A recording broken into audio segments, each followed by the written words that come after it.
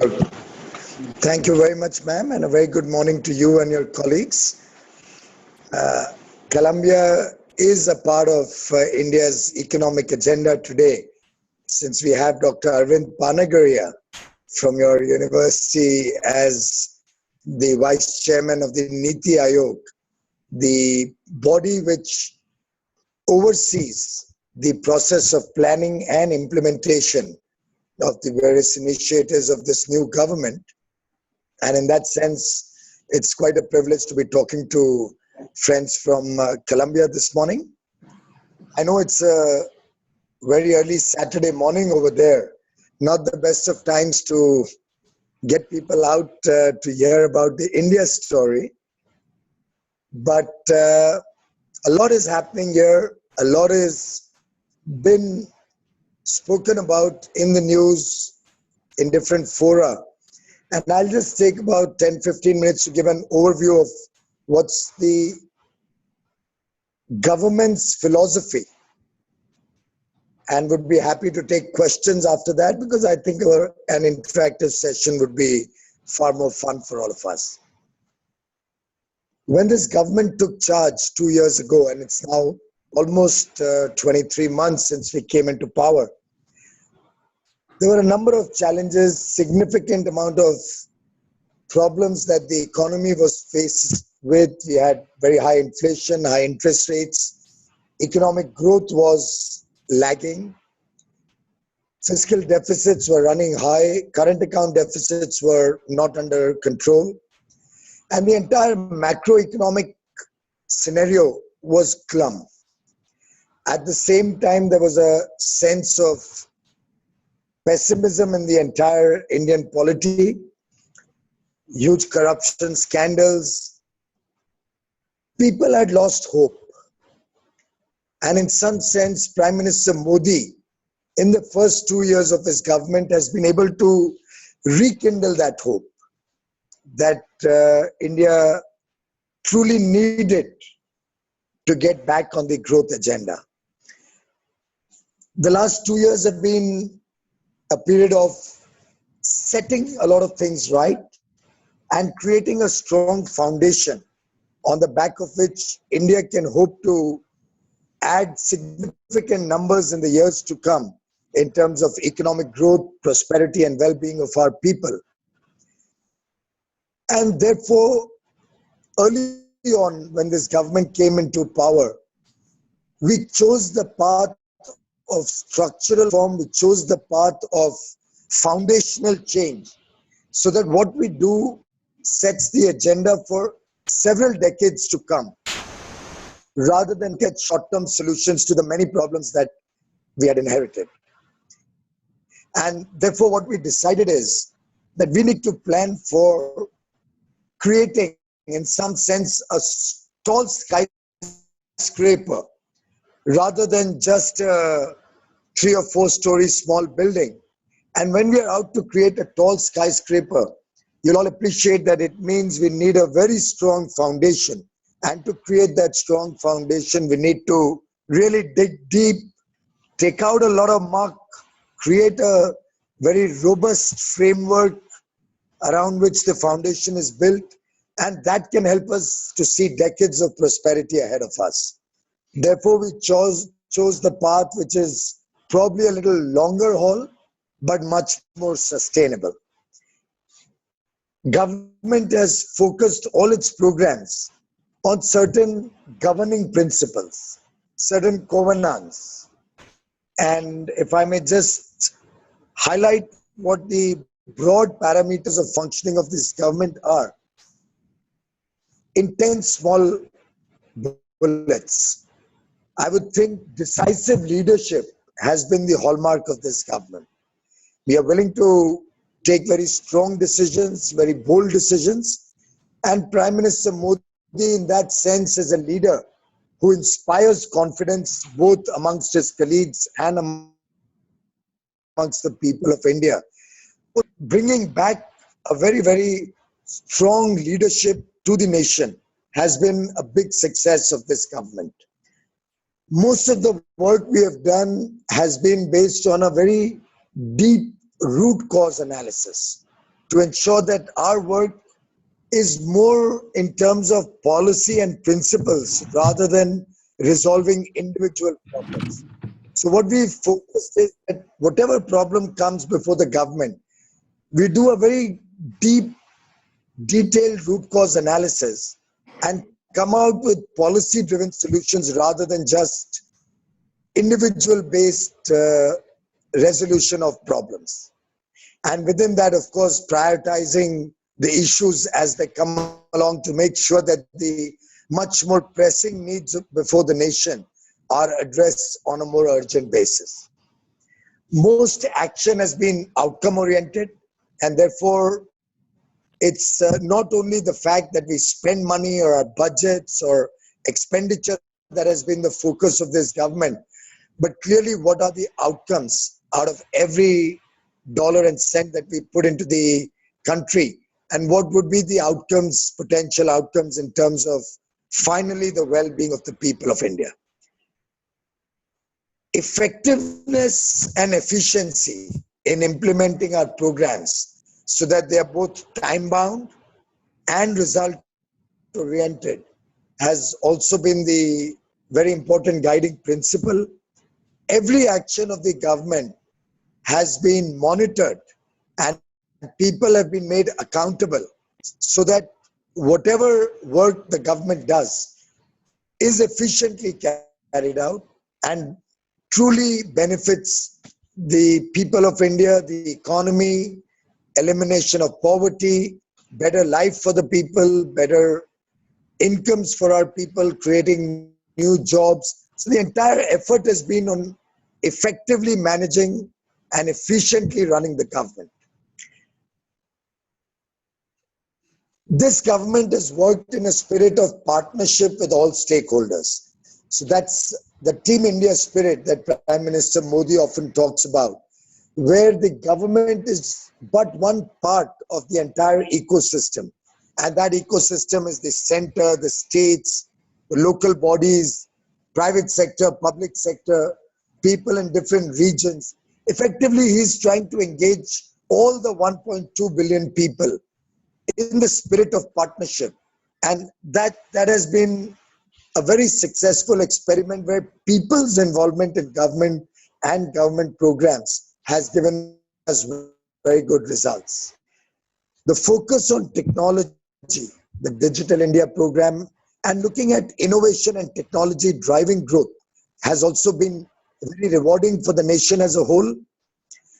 Cutting down on red tape and bureaucracy and reducing the amount of paperwork that India was always infamous for has helped us cut down a lot of the delays, bring in an easier framework for people to work in, create much more stable and simple policies. And I think this predictability, whether in the taxation system, whether in policies related to regulation of different sectors, is helping the economy also come out of the sluggishness we had seen in the last several years. Transparency and the rule of law has been another very important criteria for this government. It's changed the rules of the game. Corruption is no more something you hear about in the Indian government. The levels of probity and honesty that we are seeing in India today are unprecedented ever since independence. Innovative financing has been another very critical tool to taking the projects to larger scale and benefiting from economies of scale, so that projects that we are implementing are not for the benefit of a few, but for the larger interest of society as a whole. So all of these principles put together are helping us reignite faith in the system, bring back the confidence in the people of India about our ability to take India forward. And these are broadly the principles on which the power sector also is rejuvenating itself, reforming itself. We've seen major successes on the coal situation, both in terms of availability of coal, in terms of transparent auction of coal blocks, which were cancelled because of federal court intervention for the arbitrariness with which they were earlier allocated. We've had huge success in our thrust towards renewable energy and clean energy. The last year itself, the year just gone by, 31st of March 2016, we saw nearly 20,000 megawatt of only solar projects being bid out. So a country which would typically add 2,000 or 3,000 megawatts every year of solar, and maybe even less. In fact, when I became minister in 2014, India only had 2,500 megawatts of solar power. And the plan was to scale it up to 20,000 by 2022. We've reset our targets. We are now looking at going up to 100,000 megawatt. That's 100 gigawatts by 2022. And the original target of 20 gigawatt we'll probably achieve by 2017 itself. So we've scaled up our ambitions to be a part of the global effort to combat climate change. India is making huge and impactful change in terms of energy efficiency. And we are on the path and very much focused towards ensuring affordable energy access 24/7 to everybody in the country by 2019, maybe 2020, well before the target of 2022 that Prime Minister Modi had originally set. All in all, it's been a very exciting journey, a journey where we've been seeing change on the ground. We see a country which was traditionally always short of coal, short of gas, hugely power deficient, turning into a coal surplus economy, into a power surplus economy. Today, the world's fastest growing large economy, fiscal deficit well under control at 3.5%, next year 3.9% for the current year, current account deficits down to probably 1.4%, somewhere in that range. There's a possibility it may even end up with being below 1% for the year just gone by. Inflation has more than half on the consumer side. So we have consumer price index growing at barely 5% right now.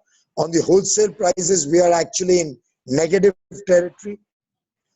All in all, very strong macroeconomic indicators, strong thrust on structural change, foundational work, leading to, I believe, decades of double-digit growth that India is poised for in the years.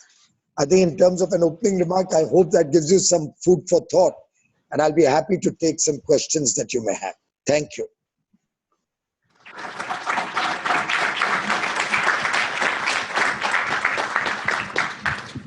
One small request, please come to the center so that he can see you. Thank you. Hello, my name is Avneet. I work with the Executive Intelligence Review magazine, and India's the 2016 budget has allocated 3,000 crores per year over the next 15 to 20 years for nuclear power, which is very central to power and very central to growth of India. So that is my first question. Can you comment on that? The second question is what you said about partnership is also very important geoeconomically. If you look at partnering with allies like Russia and China, especially China's One Belt, One Road policy, which is very inclusive for all of Asia development, if you look at the projects being built across Kazakhstan, Iran. So these two questions. Thank you, ma'am. Would you like me to respond to each question or take 3 or 4 questions? What is your preferred format? That's up to you. You can respond to questions as they come. Okay. Well, in terms of nuclear, India is open to expanding its nuclear program even more rapidly than that. So should it require more funding, government is happy to put up that kind of fund. We have also allowed partnerships of the Nuclear Power Corporation with other public companies, government companies, and that would in fact give it an even bigger thrust. My own companies which work under me, the National Thermal Power Corporation, NTPC, is exploring the possibility of working on nuclear power in the days to come. Having said that, I must place on record that we would like to see some more clarity in terms of safety standards. We are very keen to really understand what kind of pricing that power is going to be at. And very importantly, we would like to have far more greater assurances of the continued supply of fuel for these nuclear investments. Because all of these three things are very critical to the long-term success of nuclear. We are also closely watching the decommissioning of nuclear plants that some countries have initiated to ensure that that does not lead to any sort of problem or any other technical or environmental challenge. So there are these concerns which we would need more comfort on: safety, pricing, and in terms of assurances on fuel. In terms of partnership, I can assure you, Prime Minister Modi, in fact, he was there in the United States until yesterday in Washington, is a person who has built up partnerships from the day he was sworn in. He invited all the neighboring countries, the SAARC nations, for his swearing in. And from a situation where India itself was almost isolated within its own neighborhood, today we have excellent relations with all the countries in our neighborhood. We value our relationships with the Western world, Europe, America. We equally value our relationship with Japan, China, Russia. And in that sense, India has never taken sides. We believe all countries need to work together in this connected world. And we have very, very enduring relationships with almost every country in the globe. So we have a lot of partnership with the United States on different programs. We are working very closely with Japan on the bullet train project, amongst several other initiatives. Australia and India are working together on projects of mutual interest. My finance minister is in Australia as we speak. China and India are working together closely to see what manufacturing can be brought to India, how manufacturing can be further encouraged to develop in India. Russia and India have a lot of very, very long enduring projects, particularly in the field of defense. So we are working very closely together with different countries. And it is in this global connected world that we see the future of India, in fact, flourishing even faster. Thank you. My name is Dr. Dom Guastafaro. Good morning. Morning. I represent a new business in India. It's called Lioness. That's opening up next month, which brings small to medium-sized merchants together with shoppers for cash back. And we're very excited as I invested in the company some time ago. And my concern at the moment, and this may be a very sensitive question, so forgive me if it is, but with this recent accident that happened in Calcutta, what are the chances that it's going to have ramifications on the Moody politic and affect in any way businesses that are going on in India? Well, it's a very unfortunate accident and we've lost precious lives. But I don't think an accident would impact the investment climate or the business mood or the political mood in the country. I'm sure the team that is investigating the causes of the accident will get into the details, will go into the entire situation, and whatever action needs to be taken, both in terms of taking to task the people responsible for this unfortunate accident and in terms of setting new policy frameworks to strengthen the future programs of the government, will be brought in place. And I'm sure in the days to come, tougher and more stringent quality standards will be introduced, will become the order of the day in India, and would lead to much higher safety standards for infrastructure projects in the future. Mm-hmm. Very good, very good. So we can hope that we will continue to see Mr. Moody in the position he's in and in the upcoming elections. He is elected for 5 years. His party has an absolute majority in parliament, and he will continue to work in the manner in which for the last 2 years he's been focusing on structural and foundational improvement. And I see no change in that at all. Very good. Thank you. Hi, Piyush. This is Bharat Ramani. It's great to meet you after many, many years. My question was on the startup ecosystem, because we are investing in building up niche incubators and accelerators in India. Specifically, we have started on connected cars because India is an accident capital of the world, and we need to do something about it. So we are investing in the safety and security for the transportation system.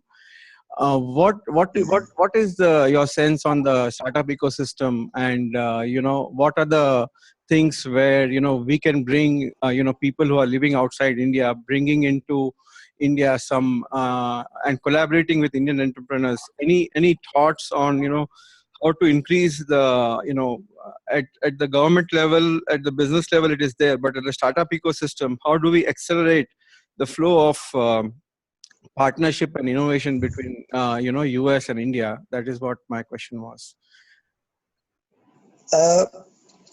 Thank you. But very clearly, you must have been following that the Prime Minister himself is a person who's been trying to promote entrepreneurship, is looking to the youth of India to bring in innovation and bring in new thoughts and new concepts. And therefore, Startup Stand Up India has been a very important program of this government. We've announced several measures to incentivize young people to come and start and bring the new innovations into India. In fact, I think there's some tax breaks that have been announced recently in the budget. There are assurances of a much easier and liberal regulatory framework for the startups. And more importantly, it's a big marketplace. There are 1 billion plus people looking for a better quality of life, which provides probably the world's largest market for new ideas and new products and new services. So in that sense, it's the right time to come to India, and it's the right time to work and do business in India. Having said that, personally, I believe that the less the government gets involved, the better the future of startups is going to be. The fiscal benefits are fine, that only can encourage startups. But other than that, we are trying to keep business out of businesses and our government out of businesses. And our whole idea is that we should allow entrepreneurship to work without government interference. I remember Sumantra Ghoshal, the late Sumantra Ghoshal, a very renowned professor of economics from the London Business School, telling me about 16 years ago that if you want any project to succeed, the best thing is to keep government out of it. And in some sense, as India is also opening up and seeing that it's far better, you've seen what happened with the IT sector. The entire software industry, IT sector has flourished in India without any government interference or involvement. So I'm sure the startups that come to India and the technologies that they bring to India will help us to really take different economic development programs to the next level without too much of government interference. But if the startups require any handholding support, possibly financing support, for all of that, the government is willing to put in policies and put in capital. We are happy to do both of that.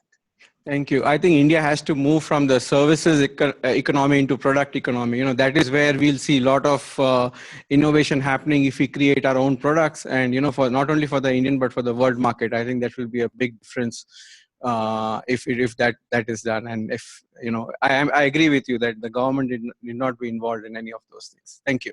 You're spot on. I agree. The manufacturing will have to lead the next wave of growth in the country. Also job creation. Thank you. Thank you.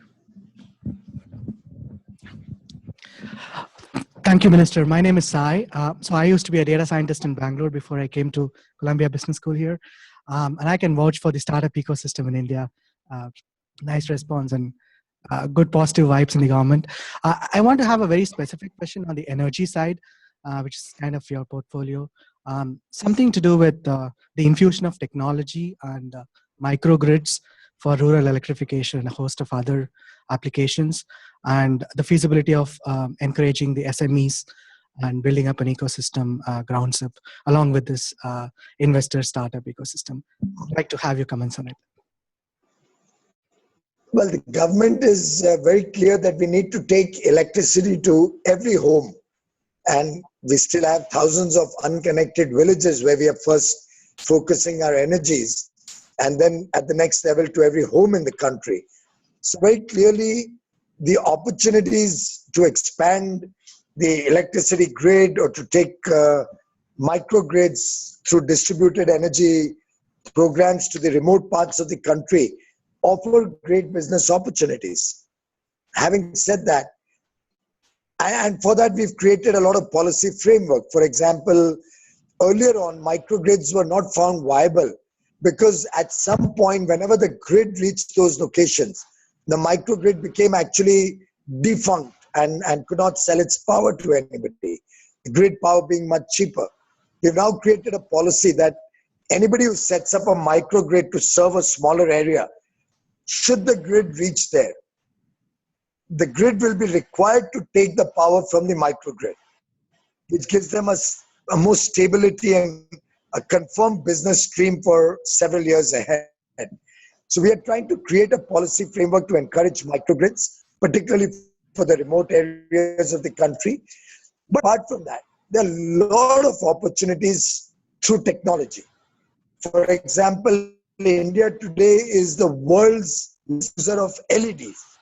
Just in the year gone by, 31st of March last year, India sold nearly 150 million LED bulbs. And our plan is that by 2019, India will be 100% LED light driven. And it's a project which is largely based on energy efficiency, yet also supporting our environmental concerns. So estimates are that will save us about 112 billion units of electricity every year.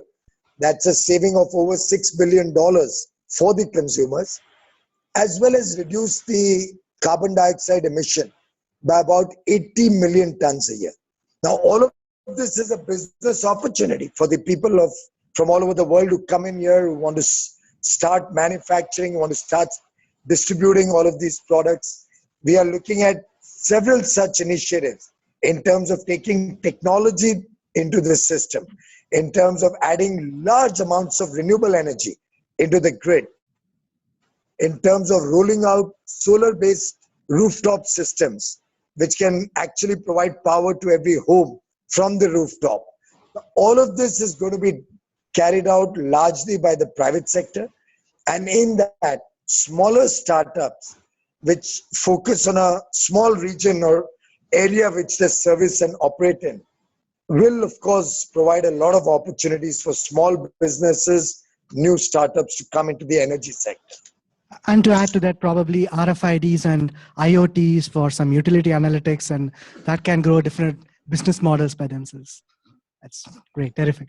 You know, in terms of RFIDs, I'm very keen, in fact, to see if we can convert every meter in the country into a smart meter.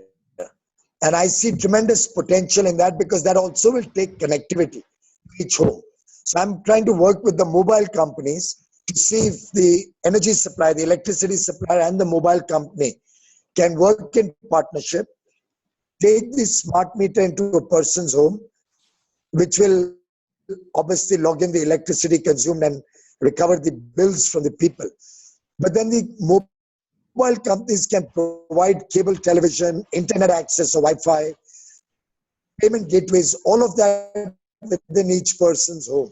So we could, my hope is that we can look at 250 million homes having a smart meter And within that smart meter, Wi-Fi and a payment gateway, cable television, all of that.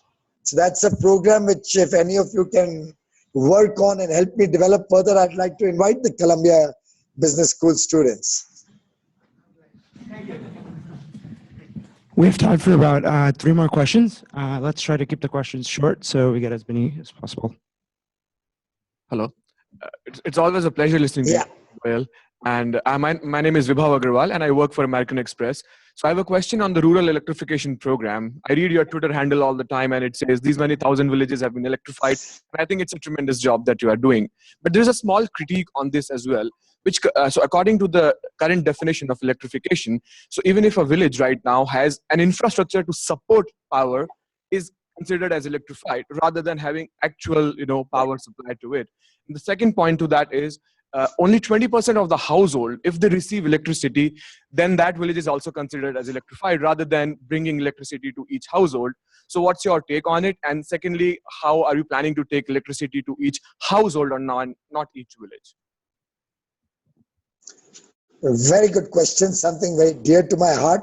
I'll just correct you. In fact, the situation is even worse.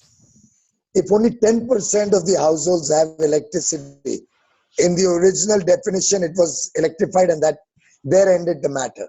And when I became minister and found that nearly 300 million people in India still don't have electricity, and 2014 was 67 years after independence, I thought that's the challenge one has to take up. And I'm happy to share with you that this government stands committed to taking power to every home in the country. And by every home, I mean even the remotest corner of the country. Our target originally was 2022, when India turned 75. On a personal note, I'm trying to make it happen by 2019. It's a pretty huge task. In fact, the Sustainable Development Goals also have set a target of 2030 to take power to every home. But Prime Minister Modi feels the pain of the people who've been deprived of power for so many years. I don't mean power literally in terms of political power, but energy and electricity. And therefore, we've taken this up on a mission mode. Obviously, to go to each home, we first have to go to each village. So our first effort is to make sure that the 18,452 villages, which were without electric connection as on 1st April last year, get electricity connection to their villages. That's the first step. And that's available on that app called Garv, Garv. So if you log on to that on your mobile phone, you could even download it from the Apple Store or Android or whatever, and monitor the progress that we are doing on a daily basis. So first target is take it to each village, do the 10% homes or whatever was the original definition. But under the Deen Dayal Upadhyay Gram Jyoti Yojana, we have provided funding for the states so that the power, after it reaches that village, can go to each home also. And we stand committed as the second step to take power to each home. I'm fairly confident that by next year, we'll have taken power to all the remotest of villages in the country. And simultaneously, we are rolling out a program to take power into the homes. We are working very closely with state governments. We're encouraging state governments to expand and roll out connections to people, particularly in the villages. And I will not rest and I will not consider my task complete with the old definition. I will go with the new definition under Deen Dayal Upadhyay Gram Jyoti Yojana, which is 100% households getting affordable energy access 24/7. Thank you.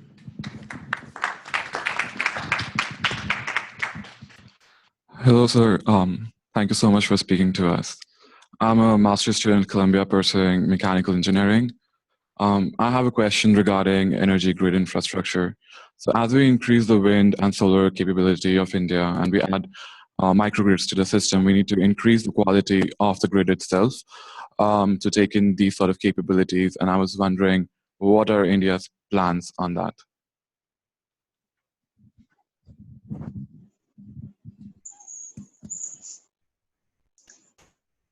Can you hear me? Is the connection all right?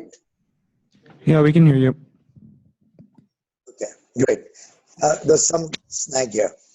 Thank you. That's a brilliant question because that's a problem that I know that will come up in India as we rapidly scale up our renewable energy.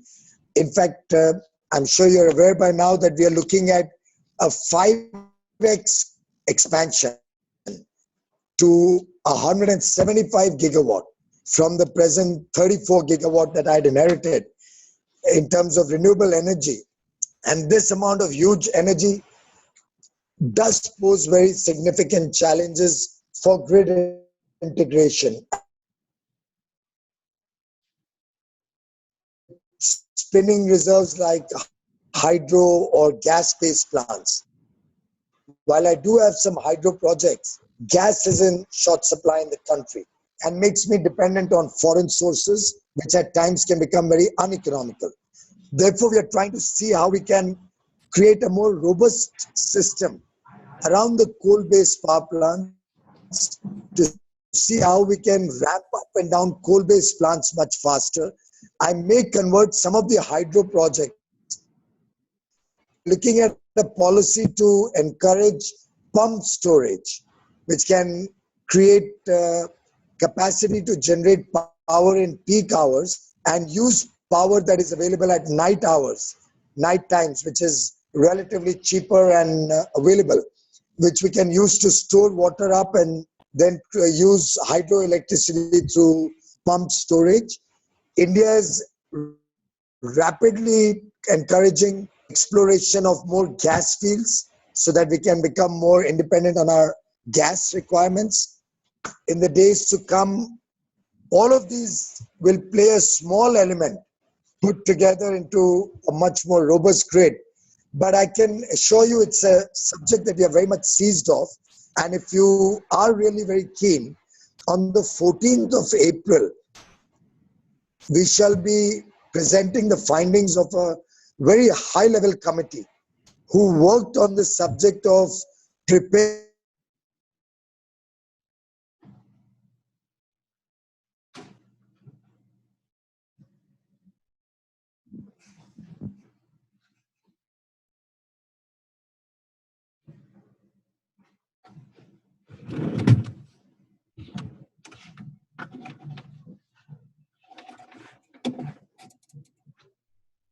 to the problem.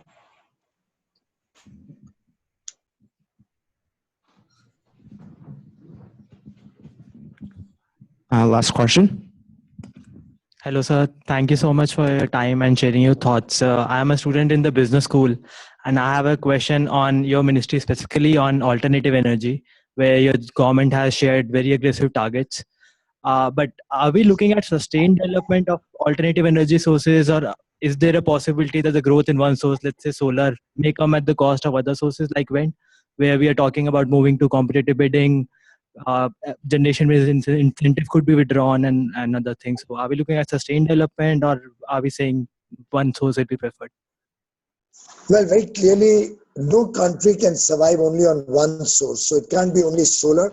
We'll have to look at the whole ecosystem and exploit every natural resource that can give us clean energy, be it water, be it wind, be it the sun, be it biomass or biofuels, cogeneration. All of that will be looked into and expanded in the days to come.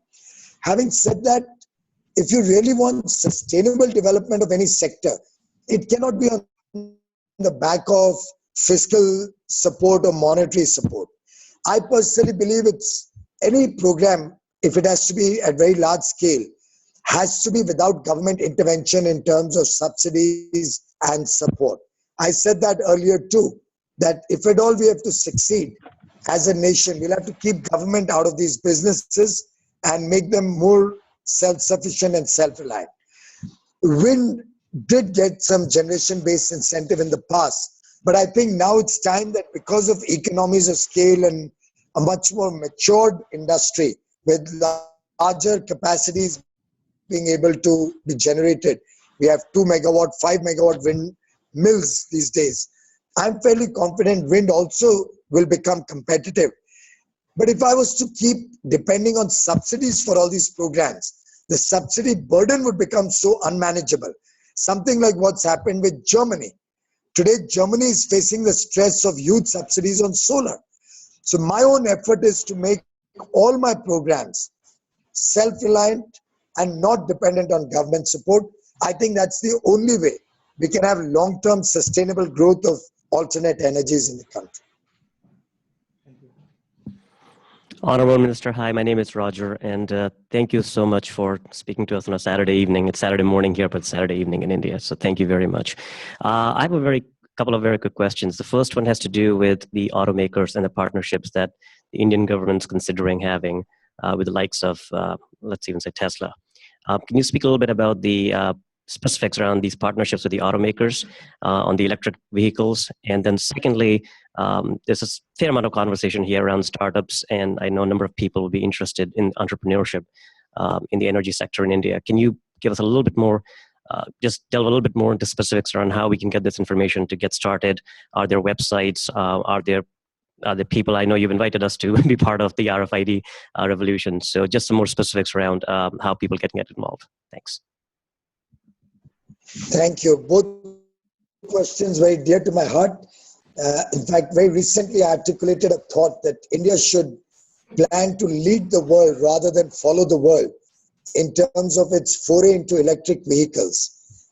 We have, based on a comment I made very recently, set up a small working group that's trying to put together a concept paper to see if India could become 100% electric vehicle driven by 2030.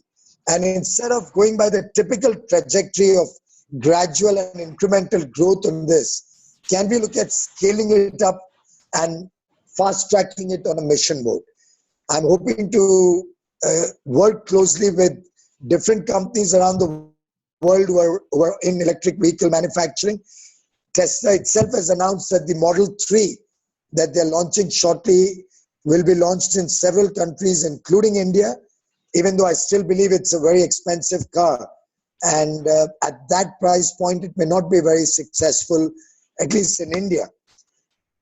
But India offers the ability to scale up the electric vehicle revolution and going for manufacturing storage in very large volumes. And therefore, I'm very confident that in the days to come, with the falling costs of storage equipment and with economies of scale coming into electric vehicle manufacturing, the price will come down.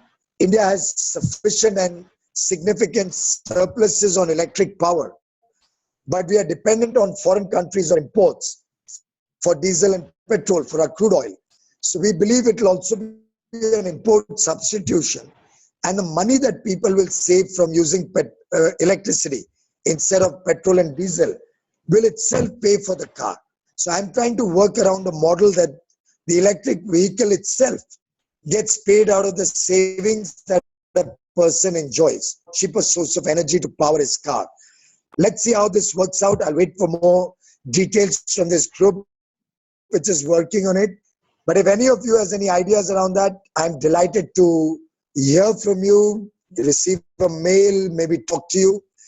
But I do believe that in the days to come, just like computers got cheaper and cheaper, memory got cheaper and cheaper. Similarly, storage of electricity, as it gets cheaper, we'll see a revolution in this field. In terms of specific examples for startups, I mean, I can throw a few thoughts. For example, we have 30 million agricultural pumps in India, many of them 20, 30 years old, rather most of them very old. I see a potential of replacing those pumps with new energy efficient pumps, which can actually pay for themselves through the savings, just like we propagated LED bulbs, which are paid for from the savings the consumer gets within a few months. And then he continues to enjoy those savings for several years. Similarly, on agricultural pumps, we are planning to roll this out, but it will require people, startups in different areas, maybe at the district level, maybe even at smaller levels, which would be, we could easily absorb 10 or 12 or 15,000 startups working to install these pumps, maintain them, service them, replace them whenever required. That entire ecosystem around scaling up our programs on energy, energy efficiency, reaching out energy to the people, reaching out benefits of the digital age or technology to the people. All of this presents opportunities for startups at local levels. And with a large scale of population, 1.2 billion people, I think it's a unparalleled business opportunity. Minister Goyal, on behalf of everybody, would like to thank you for joining us this morning. That was a very informative discussion. Thank you very much. Thank you. It was lovely talking to all of you. Everyone, we have 5 minutes before our next panel starts, so if you want to use this, Thank you. grab something to drink or use the restroom.